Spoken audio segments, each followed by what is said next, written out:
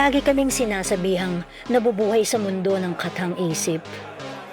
Gayong ang lahat ng aming ginagawa ay kathang puso.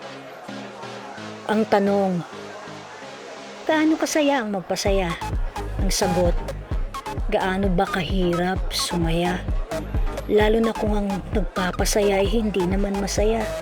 At ano ba ang pagkakaiba ng kasiyahan sa kaligayahan? Ito ba ay iyon ang naranasan?